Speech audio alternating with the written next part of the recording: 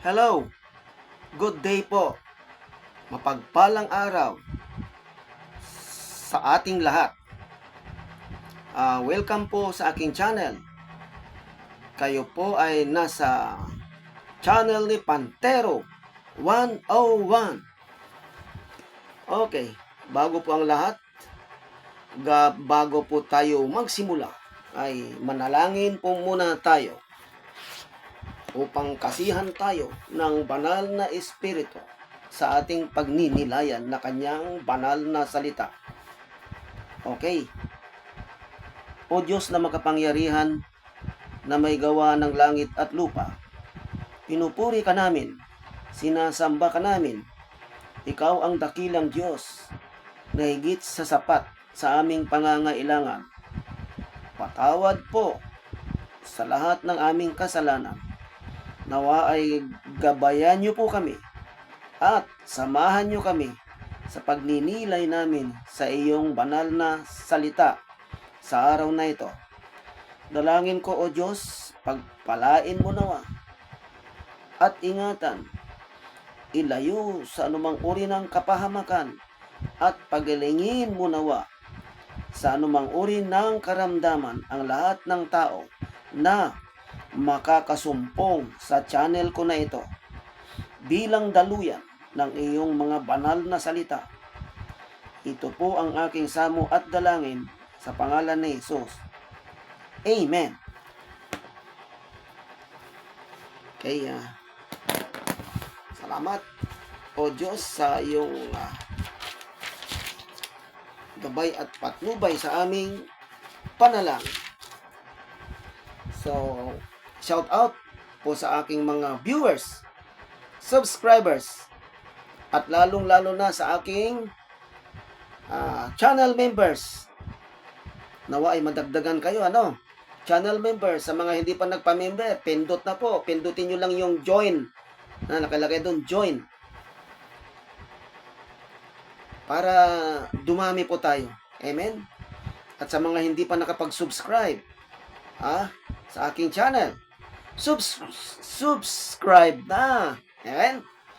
Okay, thank you. So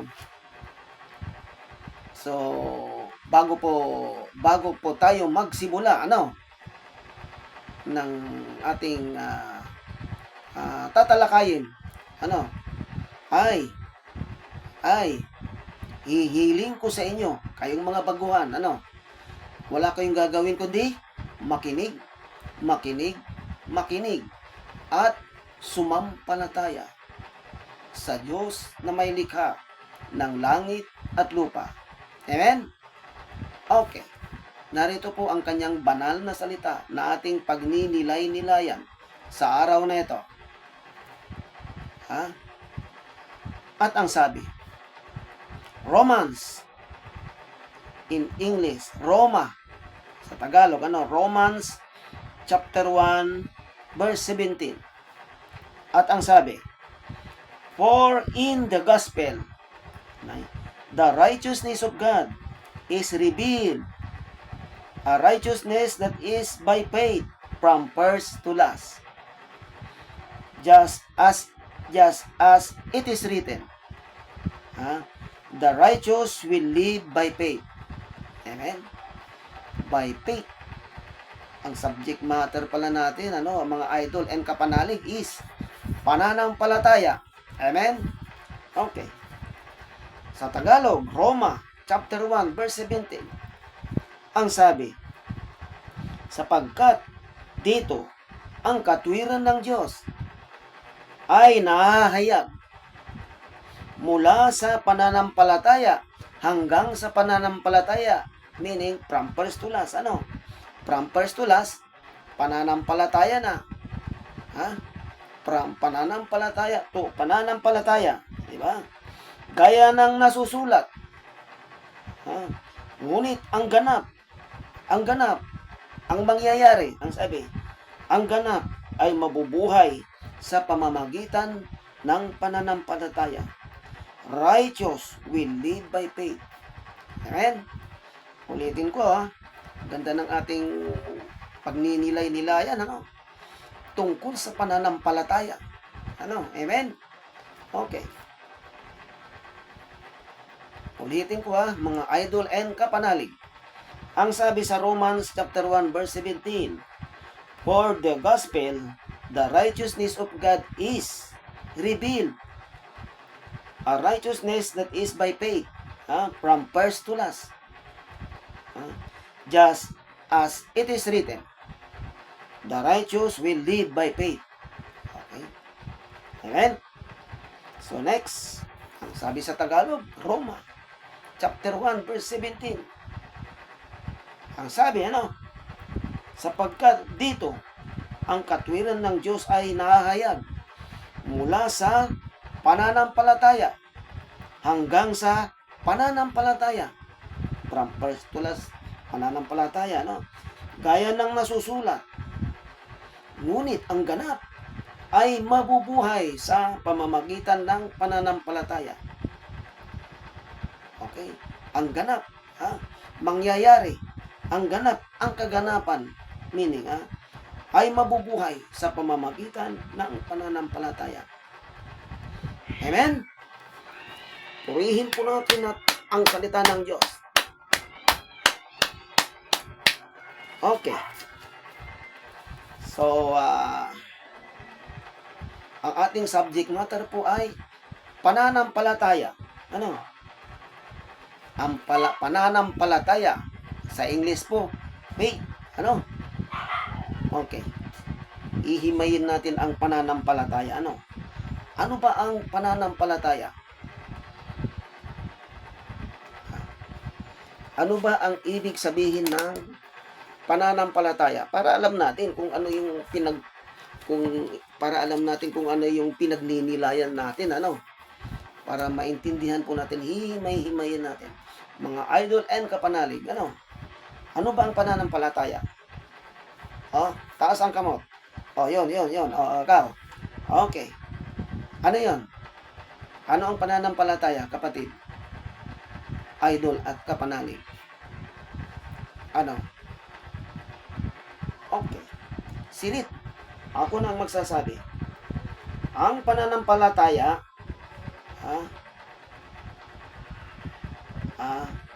in English, faith. So,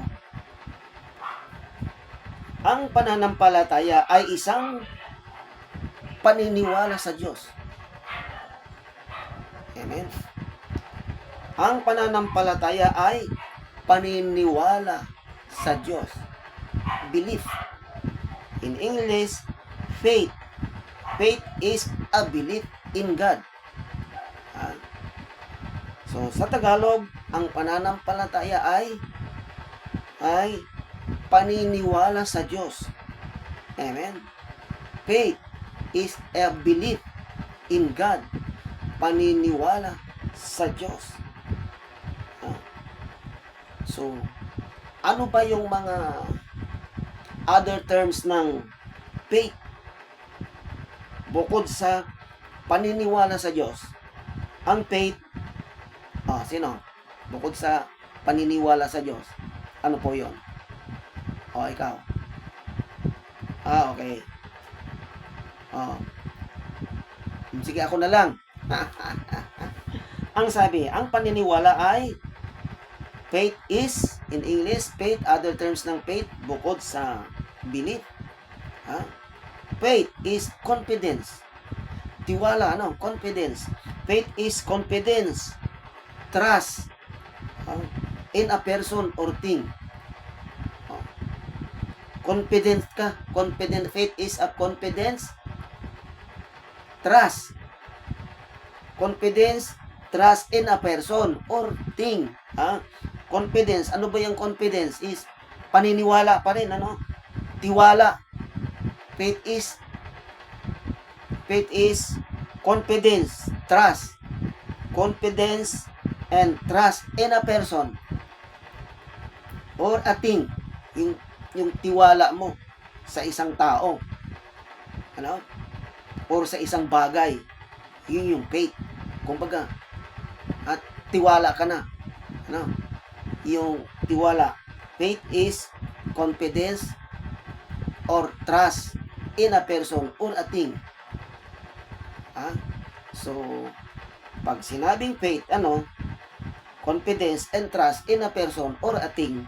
So, nandun pa rin yung term na ano ba yung confidence and trust. Other term yan, tiwala. So, tiwala pa rin, So, faith, regarding to in the Bible, faith is a belief in God. Amen. Faith, ang pananampalataya ay paniniwala sa Diyos. Amen? Okay. So, ikaw kapatid, ano ba yung pananampalataya? Ano ba yung ito? Ang subject matter natin dito is tungkol sa Diyos, pananampalataya sa Diyos. Ano ba yung tinutumbok natin dito na sinasampalatayanan natin? Kasi ang sabi dito, sa una pa lang, ang katwiran ng Diyos, sa una pa lang ang katwiran ng Diyos, ay ang pananampalataya sa una hanggang sa huli. Yan po ang katwiran ng Diyos. Ang katwiran ng Diyos, ang mga matuwid, ang katwiran ng Diyos, sinabi, ang matuwid ay nabubuhay sa pananampalataya from first to last. Amen? Ang katwiran ng Diyos ay nahahayag mula,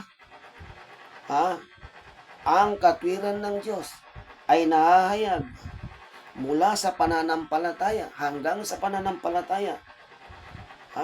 At nasusulat, mabubuhay. Ito ay mabubuhay sa pamamagitan ng pananampalataya. Ang sabi nito, righteousness of God is revealed. A righteousness that is by faith.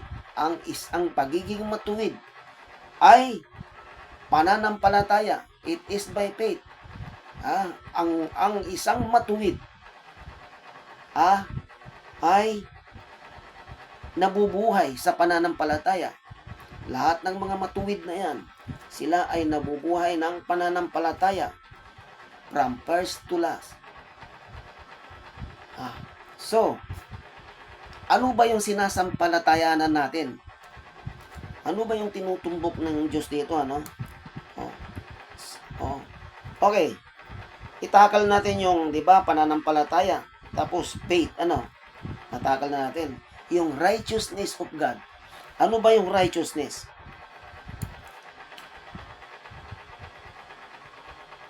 Bago tayo mag-going further, itakal natin yung, kasi naitakal natin yung pananampalataya, Kung ano ba yung pananampalataya, yun yung faith. Ano ba yung righteousness? Bago tayo mag-going further, mga idol and kapanalig. So, okay, sirit. Ang righteousness ay katwiran. Katwiran. Righteousness is katwiran. Ano ba itong katwiran? Ang katwiran, ano ba ang other term ng katwiran? Pagiging matuwid. Righteousness of God. Katwiran ng Diyos. Or matuwid na Diyos. Matuwid na Diyos. Righteous God. Righteousness of God. Ang righteous is katwiran. Amen? Sa Tagalog. Okay. Iprulong mo. I-expand mo. Okay, iprulong mo. Okay. Righteousness. Sa Tagalog, katwiran. Okay. Dagdagan mo. Ano naman yung other term ng katwiran? Ang katwiran is matuwid. Amen? Matuwid. Katwiran. Matuwid. Diretso, hindi baluktot. Matuwid. Ibig sabihin, ang Diyos ay matuwid. Hindi siya baluktot. matuwid. Yung katwiran niya ay matuwid. Ang kanyang katwiran, the righteousness of God is right. Di ba? Righteousness of God. Okay. So, katwiran ng Diyos. Okay. Righteousness of God. Okay. Ang righteousness is katwiran.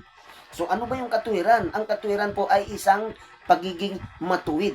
So kung babalangkisin mo yun, righteousness of God. Ano? Righteousness of God. That is right. Diba? Katwiran ng Diyos na matuwid. Righteousness of God. That is righteous. Righteousness of God, which is right and righteous. Okay? Katwiran ng Diyos na matuwid.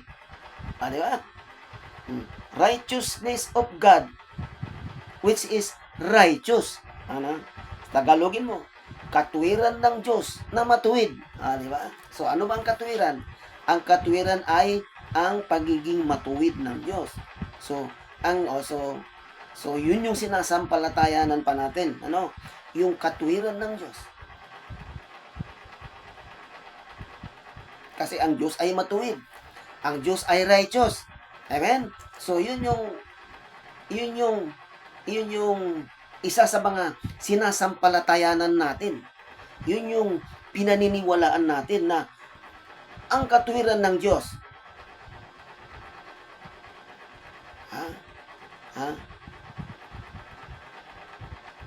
The righteousness of God. Yun yung gustong ipabatid sa atin. Yung righteousness of God. So, yun yung sinasampalatayanan natin na ang Diyos ay matuwid. Amen?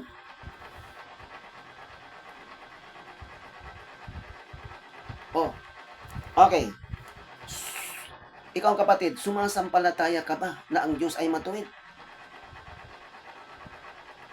Amen? Okay. Tagalogin ko. Ang faith is tiwala. Faith is paniniwala. Okay. Tagalogin ko. Naniniwala ka ba na ang Diyos ay matuwid?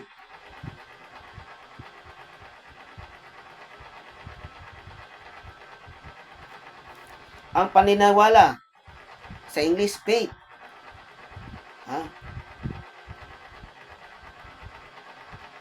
Naniniwala ka ba na ang Diyos ay matuwid? Faith is naniniwala. Diba? Paniniwala. Faith is belief in God. So, naniniwala ka ba na ang Diyos ay matuwid? Or, sumasampalataya ka ba na ang Diyos ay righteous? Na ang Diyos ay matuwid?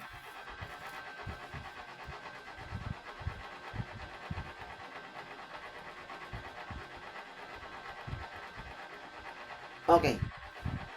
Paano mo pinapaniwalaan? Hindi na mo nga naman siya nakita, di ba? Amen?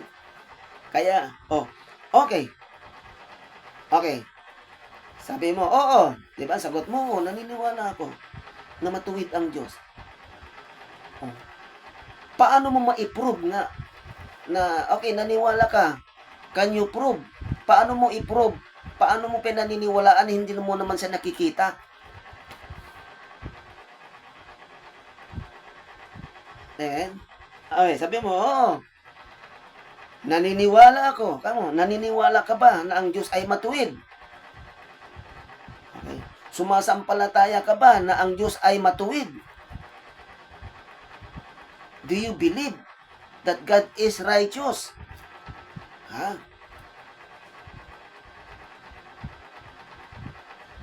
Tapos ang tanong, paano ka naniwala na ang Diyos ay matuwid?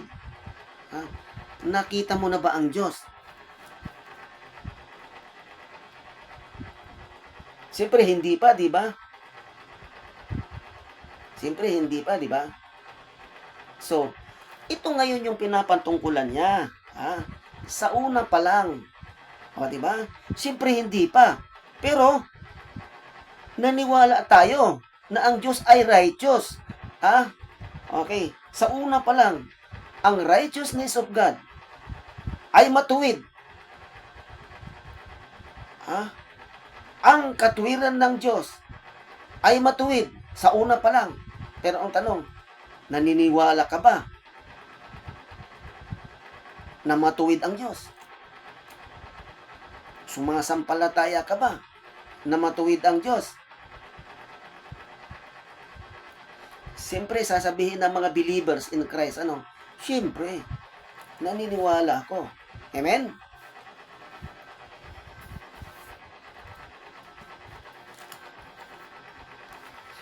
Sandali Naglag.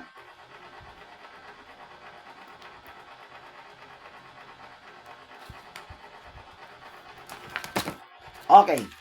So, okay. Ganda, no? So, sabi mo, siyempre, naniniwala ako. Maski hindi mo nakikita, naniwala ka na matuwid ang Diyos. Sabi mo, oo. Yes. Tumpak. Kapatid.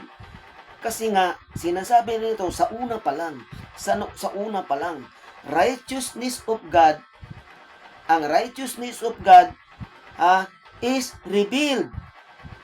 Righteousness is that by faith.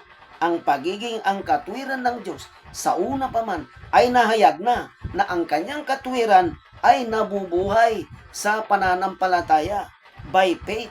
Sa una pa lang hanggang ngayon, puro tayo pananampalataya. We are living by faith. Kasi nga, sa una pa lang, walang nakakita sa Diyos. Si Moises, sumampalataya siya. Hindi niya nakikita ang Diyos. Naririnig lang niya. Hindi niya nakikita. Pero sumampalataya siya na ang tinig na yon, na ang tinig na kanyang naririnig ay ang Diyos. So, meaning, sa una pa lang, nahayag na ang righteousness of God, ay nahayag na ang pagiging matuwid ng Diyos sa una pa lang ay nabuhay na by faith, nabuhay na. Ang katwiran ng Diyos ay nabuhay na sa pananampalataya noon at hanggang ngayon. Amen? Bakit? Kasi sa una pa lang, noong si Moises, narinig, ulitin ko, narinig ni Moises yung tinig ng Diyos. Ang sabi niya, Moises, Exodus, hanguin mo ang bayan kong Israel. Kunin mo ang bayan kong Israel at dalhin mo sa lupang pangako. Anong sabi ni Moises? Yes, Lord. Walang pag-atubili. Naniwala na siya. Nanampalataya na siya. By faith, sa una pa lang, ang salita ng Diyos ay salita pa lang noon. Salita talaga. Ang salita ay Diyos. At ang Diyos ay salita. Una pa lang, ang salita na yan, Moises. May narinig na tinig si Moises. Hanguin mo ang aking bayang Israel sa Ehipto at dalhin sila sa lupang pangako. So, anong ginawa ni Moises? Tumalima si Moises. Naniwala si Moises. Nagtiwala si Moises. Yung trust and confidence niya sa tinig na yon. By faith.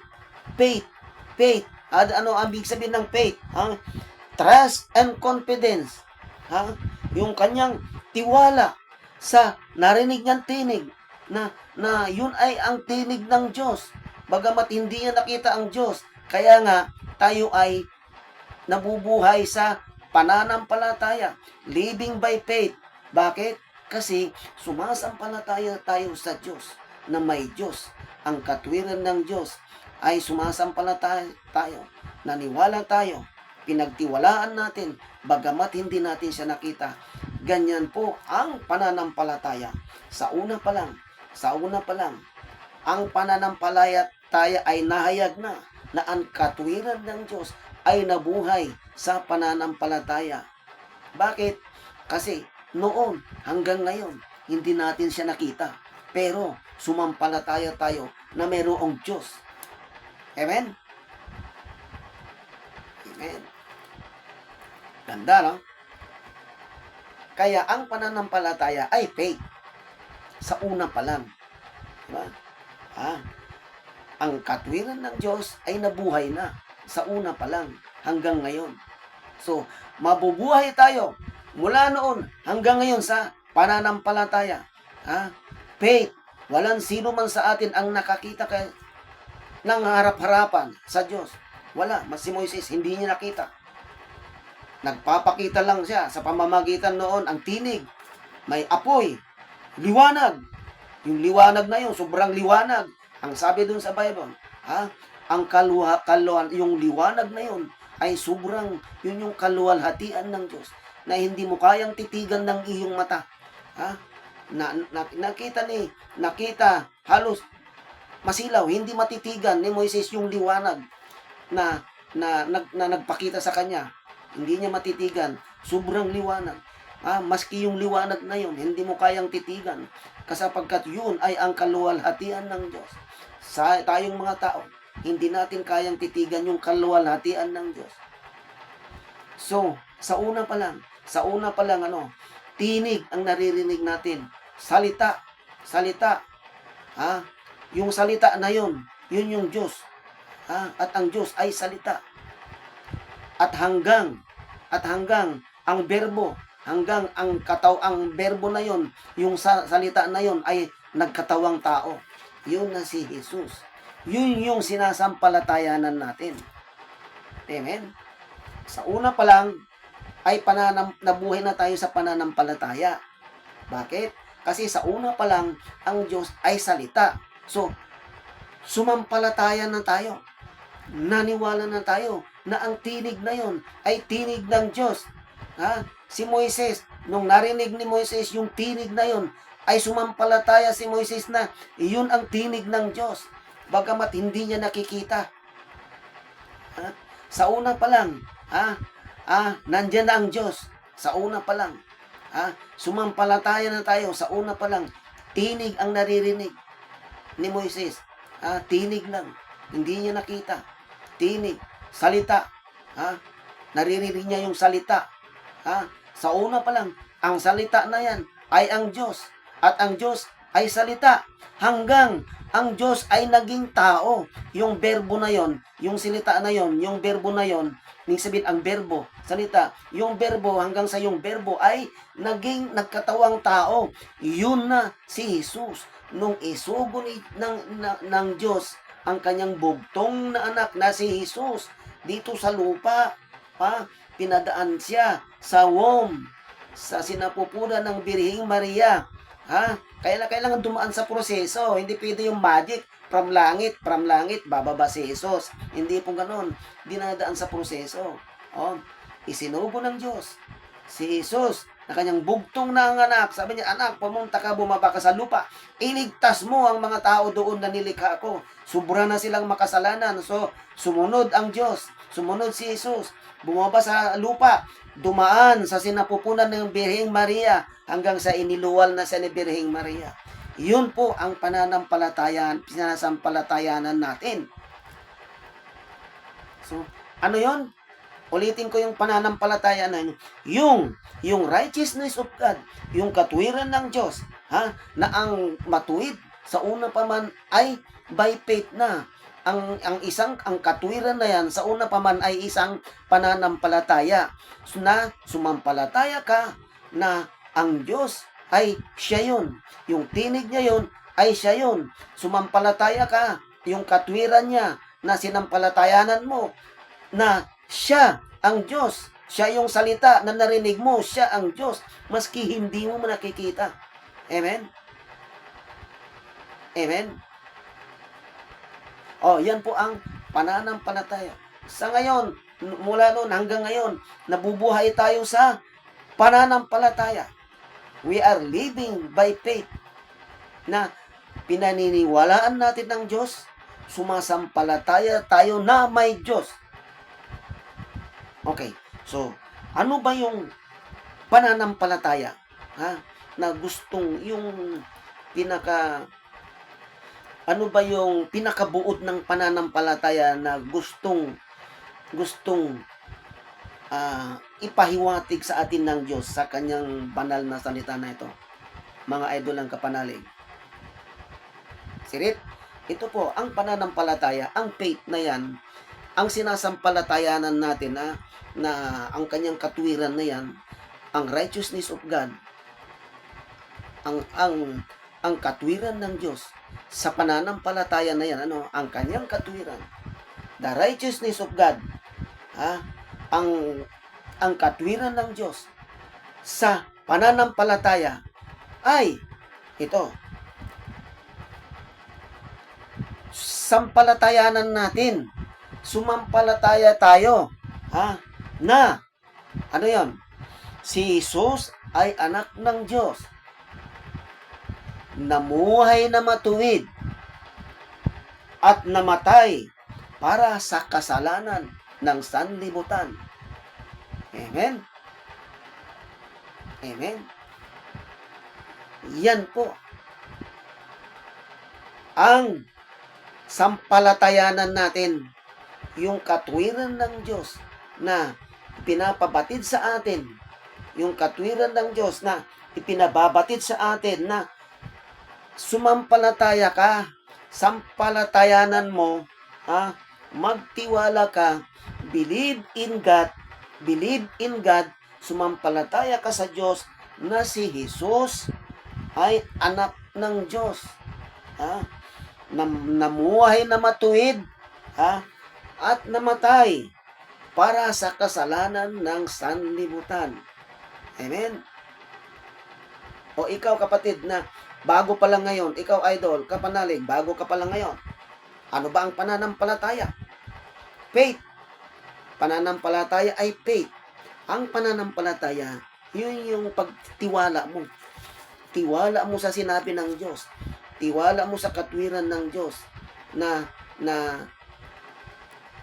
pagsampalataya mo, sinampalatayanan mo, sumampalataya ka sa katwiran ng Diyos na sinasabi ng Diyos na si Jesus ay anak ng Diyos, namuhay na matuwid. Ibig sabihin, walang kasalanan, walang bahid ng kasalanan, maski isa.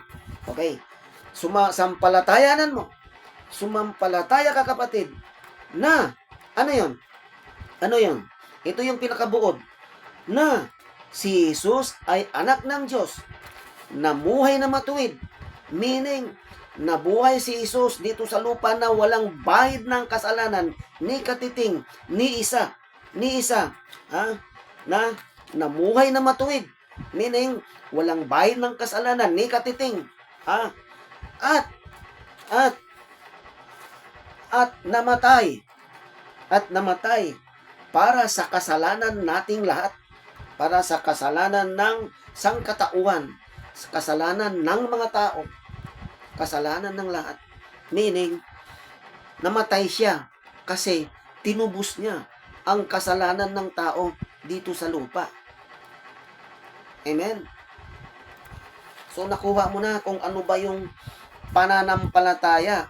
Nakuha mo na ba, idol? Kung ano ba yung righteousness of God, kung ano ba yung katwiran ng Diyos na gusto niyang sampalatayanan mo. Ano yon? Okay, ito na. So, dito na tayo. Nandito na po tayo sa sentro ng ating subject matter, ng ating pagninilay. The righteousness of God is revealed. A righteousness that is by faith. Will live by faith. As it is written, the righteous will live by faith. Okay? Sabi niya. Romans chapter 1 verse 17, for the gospel, the righteousness of God is revealed. A righteousness that is by faith. Ang pagiging matuwid ay sa pamamagitan ng pananampalataya. Sa una pa lang hanggang ngayon. At nasusulat, righteous will live by faith. Amen? Ganda, no? Okay, sa Tagalog, Roma chapter 1 verse 17. Sapagkat dito ang katwiran ng Diyos, yung katwiran ng Diyos ay nahayag mula sa pananampalataya hanggang sa pananampalataya at nasusulat ang ganap, ibig sabihin ang ganap, ang nangyari, ang ganap ay mabubuhay sa pamamagitan ng pananampalataya. Pag sinabi niyang ang ganap, yung nangyari kay Jesus, ay mabubuhay. Forever yan na mabubuhay ang ganap. Yung nangyari kay Jesus ay mabubuhay sa pananampalataya. Mabubuhay sa pananampalataya mula noon hanggang ngayon. Amen? Ang ganap, yung nangyari kay Jesus. So, okay, ulitin ko kapatid, idol ang kapanalig, ang righteousness of God, ang katwiran ng Diyos, ay ito. Ito ang katwiran ng Diyos. Ipinababatid sa ating lahat. Ang katwiran ng Diyos ay sumampalataya ka. Ang katwiran ng Diyos, the righteousness of God, ay sampalatayanan mo. Sumampalataya ka sa kanyang katwiran. Ano ba yung kanyang katwiran? Ano ba yung katwiran ng Diyos na sinampalatayanan natin? Ano ba yung katwiran? What is that righteousness of God that we have to believe? That we have to be na paniwalaan natin. Ito ulitin ko. Righteousness of God. Katwiran ng Diyos. Ano ba ang righteousness of God that we have to believe for? Ano ba yung katwiran ng Diyos na yan na dapat nating sampalatayanan, na dapat ay sumampalataya tayo sa kanyang katwiran? Ano po yan? Okay, inuulit ko. Ikaw na bago sa aking channel, ikaw na bagong bukas, ikaw na bagong sumpong, makinig at sumampalataya. Ang sabi ng Diyos, righteousness of God, ang katwiran ng Diyos ay mabuhay tayong sumampalataya. Ang katwiran ng Diyos, righteousness of God, ay paniwalaan natin at sumampalataya tayo. Na ano yun? Ano yung katwiran ng Diyos na gusto niyang inculcate, gusto niyang sabihin sa atin, gusto niyang malaman natin? Ano yun? Ang katwiran ng Diyos, the righteousness of God, na gusto niyang sampalatayanan natin ay si Jesus ay anak ng Diyos. Namuhay na matuwid. Meaning, nabuhay si Jesus na walang bahid ng kasalanan ni katiting at namatay para sa kasalanan ng sanlibutan. Paano namatay si Jesus? Si Jesus ay namatay, ipinako sa krus. Ipinako sa krus. At doon siya namatay sa krus. Namatay, inilibing, at muling nabuhay. At umakyat sa langit. Amen? Yun po ang dapat nating, yan po yung righteousness of God. Yan ang katwiran ng Diyos na dapat nating sampalatayanan. Noon hanggang ngayon, sumampalataya ka kapatid. Maniwala ka kapatid, sampalatayanan mo ang katwiran ng Diyos na ito. Na, ano yun? Na, si Jesus ay anak ng Diyos. Amen. Namuhay na matuwid, walang bahid ng kasalanan, at namatay para sa kasalanan ng sangkatauhan. At saan namatay? Si Jesus ay namatay nung ipinako siya sa krus. Hanggang sa namatay, sa inilibing at muling nabuhay at umakyat sa kanan ng Diyos na makapangyarihan. Umakyat, namatay. Okay. namatay, inilibing, at muling nabuhay, at umakyat sa langit, at naluklok sa kanan ng Diyos amang makapangyarihan. Ibig sabihin, ito ang Diyos, nandito siya sa kanan. Ha? Nung umakyat sa langit si Jesus, umakyat sa langit, naluklok siya sa kanan ng Diyos. Amen? Amen? Ha? Umakyat si Jesus sa langit. Ha? Okay, di ba? Okay, uulitin ko ha. Ganito. The righteousness of God, ang katwiran ng Diyos. Reveal. Ito yon. Nahahayag na ang katwiran ng Diyos na dapat nating sampalatayanan ay nahayag na si Jesus. Ito ang sasampalatayanan natin na inihayag na noon pa na si Jesus ay anak ng Diyos. Namuhay na matuwid. Ibig sabihin, walang bahid ng kasalanan. At namatay para sa kasalanan ng sangkatauhan. Namatay siya nang dahil sa ating mga tao. Paano siya namatay? Namatay siya sa krus. Ipinako siya sa krus. Hanggang sa inilibing siya. Di namatay siya sa krus. Tapos inilibing. Tapos muling nabuhay. At umakyat sa langit si Jesus. At naluklok sa kanan ng Diyos. Naluklok siya sa kanan ng Diyos. Nasa kanan siya. Kanang kamay siya ng Diyos. Iyon ang sampalatayanan mo, kapatid. Iyon. Magtiwala ka doon sa kanyang inihayag. Ang nahayag na yan ay inihayag na. Nahayag na yan noon pa. Hanggang ngayon. Nahayag. Hanggang ngayon. Revealed. Hanggang ngayon. Nahayag na tayo ay namumuhay sa pananampalataya. Ang katwiran ng Diyos. Ang katwiran ng Diyos. Righteousness of God. Ang katwiran ng Diyos ay nahayag. Ang hayag na ang isang matuwid, na sumampalataya tayo, ang katwiran ng Diyos, the righteousness of God, ang katwiran ng Diyos na sumampalataya tayo, sampalatayanan natin na ang righteousness, na ang isang matuwid ay nabuhay by faith sa pamamagitan ng pananampalataya.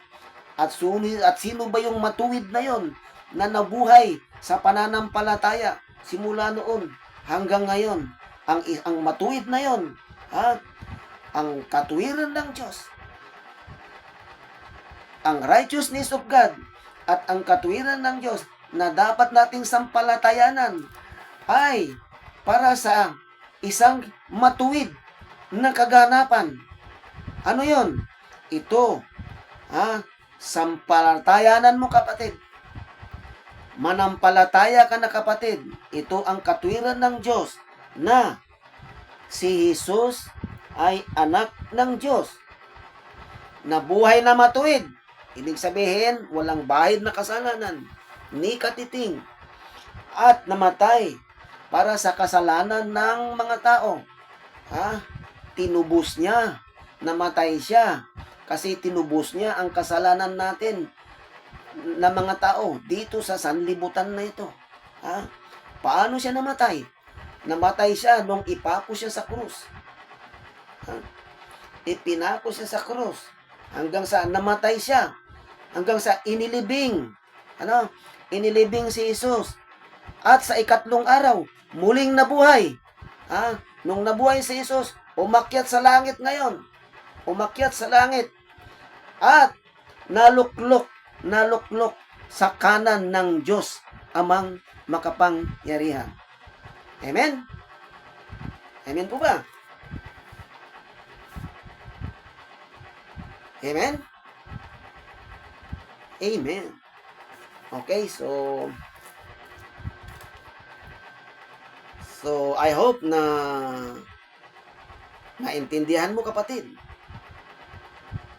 I hope na naunawaan mo, kapatid, kung paano ba ang sumampalataya, kung paano ba ang pananampalataya.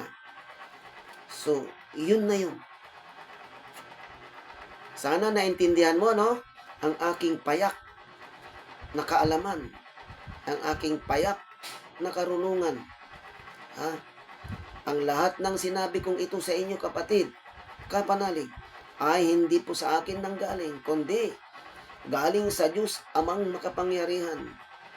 Ha? Ginamit niya ako as instrumento upang ihayag sa inyo ang pananampalataya na gusto niyang marinig ninyo. At nagkataon na ikaw, kapatid, natunghayan mo. Uulitin ko, sa mga bago lang, sa bagong open lang ng aking channel, panuorin nyo na lang po yung playback. At inuulit ko, kapatid at kapanalig, hindi po ako ang nagsabi nito. Inuulit ko lang po yung gustong sabihin ng Diyos, yung nasusulat. At ang lahat ng sinabi ko ay galing sa Diyos. Ginamit niya akong instrumento papunta sa iyo. At ikaw na nakasumpong sa channel ko ngayon, mapalad ka. Ha? Mapalad ka, kapatid, sapagkat sa ayaw at sa gusto mo, magkakaroon ka ng isang pananampalataya na gabutin lang ng mustasa. Ha? Tsak yun. May iiwan sa puso mo na gabutil na mustasa ng pananampalataya. Tsak yun. Maitatanim. Itatanim ng Diyos sa puso mo ang gabutil ng mustasang pananampalataya. Meaning, kapag tinaniman ka ng Diyos ng gabutil na mustasa ng pananampalataya dyan sa puso mo, meaning, you are the anointed one. Meaning, anointed ka na. Isa ka na sa mga pinili. Isa ka na sa mga napili. At isa ka na sa mga pinagharian ng Diyos. Effective today. At magalak ka na, kapatid. Magalak ka na. Bakit? Kasi answered prayer ka na. Amen? Answered prayer ka sa iyong prayer request. Ano man yung prayer request mo na yan. Ang Diyos lang ang nakakaalam. At tsak yun. Magaganap, matutupad, ayon sa iyong pananampalataya. Amen? Amen? Amen. Okay. So, bago po tayo magwakas, idol and kapanalig, manalangin po muna tayo. O Diyos na makapangyarihan na may gawa ng langit at lupa, maraming salamat po sa iyong gabay at patnubay sa pagninilay namin sa iyong banal na salita. Dalangin ko, O Diyos, na pagpalain mo, ingatan mo, ilayo sa anumang uri ng kapahamakan, pagalingin sa anumang uri ng karamdaman, ang lahat ng tao na sumabay ngayon at maging sa playback ng video na ito sa pagninilay ng banal mong salita. Dalangin ko, O Diyos, nawa ang lahat ng nakasumpong sa araw na ito ay taniman mo nawa sila ng isang maski gabutin lang ng mustasang pananampalataya ayon sa iyong kalooban. At nawa ay mapakinggan ang dalangin kong ito. O Diyos, maraming pong salamat sa iyong gabay at patnubay. Ito po ang aking samu at dalangin sa pangalan ni Jesus. Amen.